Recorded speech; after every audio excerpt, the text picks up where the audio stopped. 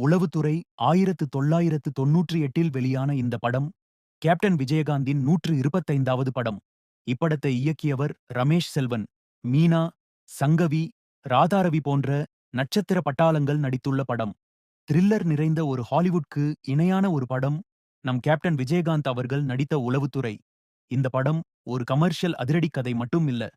அதில் தேசப்பற்று, சதி, குடும்ப கதை, ரகசிய உளவுத்துறை என்னும் எல்லா எலிமெண்ட்களும் கலந்த மாஸ்டர் பீஸ். என்ன குற்றவாளியா நிக்க வச்சிருக்கு. எனக்கு இப்படி ஒரு நிலைமை ஏற்பட்டதை நினைச்சு நான் வேதனைப்படல சார். தப்பிச்சு போன தீவிரவாதிகளால நம்ம நாட்டுக்கு ஆபத்து வந்துருமானதான் வேதனைப்படுறேன். உண்மையை மறைச்சு உங்ககிட்ட போய் பேசுற இந்த மாதிரி அதிகாரிகள் இவங்க சுயநலத்துக்காக நம்ம நாட்டை காட்டி கொடுக்க மாட்டாங்க. என்ன சார் நிச்சயம்? அந்த துரோகிகள் அடிச்சதுல எந்த விதத்துல தப்பு சார்? சொல்லுங்க. உளவுத்துறை படத்தின் கதை சுருக்கம். கடற்படையில் மர்மமான மரணங்கள் நடக்கிறது. இந்த மரணங்களுக்கு பின்னால இருக்கிற உண்மை என்ன என்று தெரிய கடற்படை ஒரு நபரை தேடுது. அவர்தான் வசந்த் பெரியசாமி, ஒரு முன்னாள் கமாண்டர், அதாவது நம் கேப்டன். அந்த காலத்துல கடற்படையின் அத்தனை ரகசியமும் வசந்துக்கு தெரியும். ஆனா இப்போ அவர் ஒரு சாதாரண கார் ஓட்டுநர். ஏன் அந்த நிலைக்கு வந்தாரு? பயங்கரவாதிகள் வசந்தின் மனைவி மீனாவை கடத்துறாங்க. சிறையில் இருந்த பயங்கரவாதியை விடுதலை செய்ய சொல்லி மிரட்டுறாங்க. முயற்சி தோல்வி அடையுது. மீனா கொல்லப்படுறாங்க. பின்னாடி தெரிஞ்சது என்னன்னா, இந்த திட்டத்துக்கு சில ஊழல் அதிகாரிகள் உள்ளார்கள்.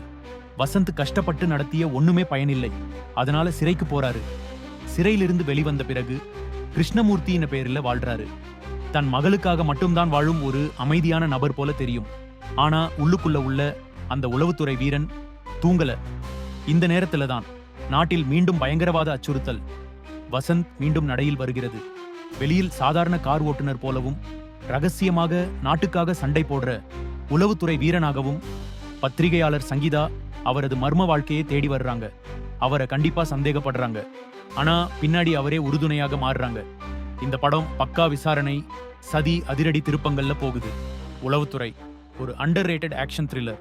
இந்த படத்துல விஜயகாந்த் ஒரு உண்மையான வீரனாக வாழ்ந்திருப்பார். இது ஒரு என்டர்டெய்னர் மட்டும் இல்ல, அது தேசபக்தியையும் உயிர் தியாகத்தையும் பேசுற படம். நீங்கள இந்த படம் பார்த்ததுண்டா? உங்க ஃபேவரட் சீன் என்ன?